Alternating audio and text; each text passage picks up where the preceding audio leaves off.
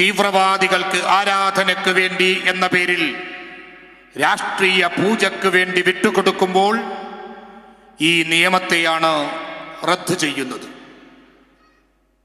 യഥാർത്ഥത്തിൽ നിയമങ്ങളെ വ്യാഖ്യാനിക്കുകയും ഭരണഘടനയ്ക്കനുസരിച്ച് രാജ്യത്തെ മുന്നോട്ട് കൊണ്ടുപോകാൻ ഭരണകൂടങ്ങൾ തയ്യാറാകാതിരിക്കുമ്പോൾ തിരുത്തൽ ശക്തികളാകേണ്ട ജുഡീഷ്യറി സംഘപരിവാറിന്റെ കുഴലൂത്തുകാരാകുമ്പോൾ മിണ്ടാതിരിക്കാൻ നമുക്ക് കഴിയില്ല.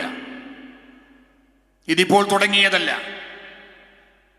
ബാബരി മസ്ജിദുമായി ബന്ധപ്പെട്ട് വീണ്ടും നമ്മൾ അതിശക്തമായ മുദ്രാവാക്യം മുഴക്കിയ ശേഷമാണ് ഈ സമ്മേളന നഗരിയിൽ ഒത്തുകൂടുന്നത്.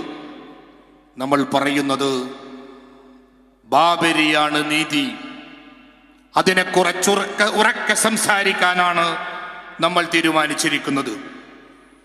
ഇന്ത്യയുടെ മതേതരത്വത്തിന്റെ, ഇന്ത്യയുടെ ജനാധിപത്യത്തിന്റെ, ഇന്ത്യയുടെ മതസ്വാതന്ത്ര്യത്തിന്റെ അടയാളത്തിനാണ് ബാബരി മസ്ജിദിന്റെ തകർച്ചയോടുകൂടെ, അതിനെ തല്ലിത്തകർത്തതിനോടുകൂടെ ഇന്ത്യയിലെ സംഘപരിവാർ തല്ലിത്തകർത്തിരിക്കുന്നത് എന്നാണ് നമ്മൾ ഉറക്കെ പറയാൻ ആഗ്രഹിക്കുന്നത്.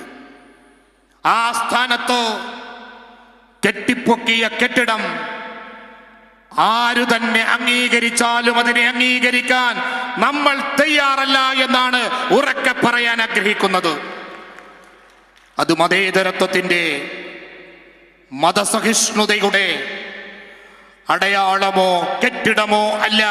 അത് ഇന്ത്യയുടെ മതേതരത്വത്തിന്റെ മകുടങ്ങളായ ബാബരി മസ്ജിദിന്റെ താഴികക്കുടങ്ങൾ തല്ലിത്തകർത്തെടുത്ത് അന്യായമായി നിർമ്മിച്ച കെട്ടിടമാണ്. സംഘപരിവാറിന്റെ രാഷ്ട്രീയ കെട്ടിടമാണ് എന്നു തന്നെയാണ് നമ്മൾ അതിനെക്കുറിച്ച് പറയുന്നത്.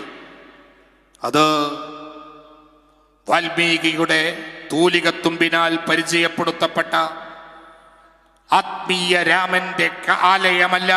അത് സംഘപരിവാർ രാഷ്ട്രീയമായി കെട്ടിപ്പൊക്കിയ രാഷ്ട്രീയമായ കേന്ദ്രമാണ് എന്ന തിരിച്ചറിവോടുകൂടെ തന്നെയാണ് നമ്മൾ അതിനെക്കുറിച്ച് സംസാരിക്കുന്നത്. അത് മതേതരത്വത്തിന്റെ മകുടോദാഹരണമാണ്, ബഹുസ്വരതയുടെ അടയാളമാണ്. ഇന്ത്യൻ ഭരണഘടനയെ ലംഘിച്ചുകൊണ്ട് ഉണ്ടാക്കിയ ആ കെട്ടിടത്തെ മതേതരത്വത്തിന്റെ മരണമണിയാണ് എന്ന നിലക്ക് തന്നെയാണ് നമ്മൾ കാണുന്നത്.